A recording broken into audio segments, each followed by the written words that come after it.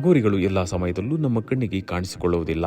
ಎಲ್ಲೆಂದರಲ್ಲಿ ಅವರು ನಮ್ಮ ಕಣ್ಣಿಗೆ ಬೀಳುವುದಿಲ್ಲ. ಅವರು ಹೆಚ್ಚಾಗಿ ಪವಿತ್ರವಾದ ಹಾಗೂ ಶಕ್ತಿಶಾಲಿಯಾದ ಧಾರ್ಮಿಕ ಸ್ಥಳಗಳಲ್ಲಿ ಕುಂಭಮೇಳದ ಸಮಯದಲ್ಲಿ ಕಾಣಸಿಗುತ್ತಾರೆ. ಅಘೋರಿಗಳಲ್ಲಿರುವ 18 ಅತಿ ಪ್ರಮುಖವಾದ ಶಕ್ತಿಗಳಲ್ಲಿ ಈ 6 ಶಕ್ತಿಗಳು ತುಂಬಾನೇ ಶಕ್ತಿಯುತವಾಗಿವೆ. ಅಘೋರಿಗಳಲ್ಲಿರುವ ಆ 6 ಶಕ್ತಿಗಳು ಯಾವುವು ಎಂಬುದನ್ನು ಇಂದು ನಾವು ತಿಳಿಯೋಣ. ಅಘೋರರದ್ದು ಪ್ರತ್ಯೇಕವಾದ ಹಾಗೂ ನಿಗೂಢವಾದ ಪ್ರಪಂಚ. ಆ ಎಂದರೆ ದೌರ್ಜನ್ಯಗಳನ್ನು ಮಾಡದೆ ಇರುವವರು ಎಂದರ್ಥ.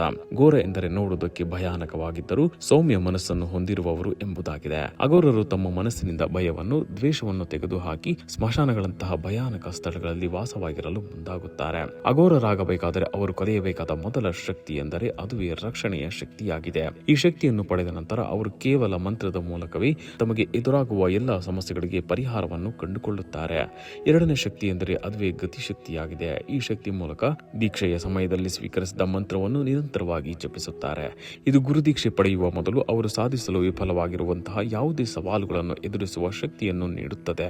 ಮೂರನೇ ಶಕ್ತಿ ಎಂದರೆ ಅದುವೇ ಕಾಂತಿ ಶಕ್ತಿ. ಅಘೋರಿಗಳು ತಮ್ಮ ಆಧ್ಯಾತ್ಮಿಕ ಅಭ್ಯಾಸದ ಹಾದಿಯಲ್ಲಿ ನಡೆಯಲು ಸಿದ್ಧರಾದಾಗ ಅವರು ಈ ಶಕ್ತಿಯನ್ನು ಪಡೆದುಕೊಳ್ಳುತ್ತಾರೆ. ಇದು ಅವರ ಪಾಪಕರ್ಮಗಳನ್ನು ತೆಗೆದುಹಾಕಲು ಸಹಾಯ ಮಾಡುತ್ತದೆ. ಅಘೋರಿಗಳು ಯಾವುದೇ ಒಂದು ದೇವರ ಅಥವಾ ದೇವತೆಗಳ ಮಂತ್ರಗಳನ್ನು ಪಡಿಸುತ್ತಿದ್ದಂತೆ ಅವರಿಗೆ ಆ ದೇವರ ಅಥವಾ ದೇವತೆಗಳ ಮೇಲಿನ ಪ್ರೀತಿ ನಿರಂತರವಾಗಿ ಹೆಚ್ಚಾಗುತ್ತಲೇ ಹೋಗುತ್ತದೆ. ಇದರಿಂದ ಅಘೋರಿಗಳ ಶಕ್ತಿಯು ಹೆಚ್ಚಾಗುತ್ತದೆ.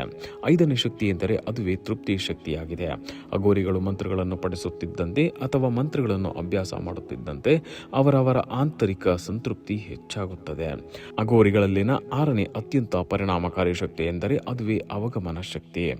ಅಘೋರಿಗಳು ಈ ಶಕ್ತಿಯನ್ನು ಕರಗತ ಮಾಡಿಕೊಂಡ ನಂತರ ಇತರರ ಮನಸ್ಸಿನಲ್ಲಿ ಏನಿದೆ ಎಂಬುದನ್ನು ಅವರ ಮನಸ್ಸಿನಲ್ಲಿರುವ ವಿಚಾರಗಳನ್ನು ಹೇಳಲು ಪ್ರಾರಂಭಿಸುತ್ತಾರೆ.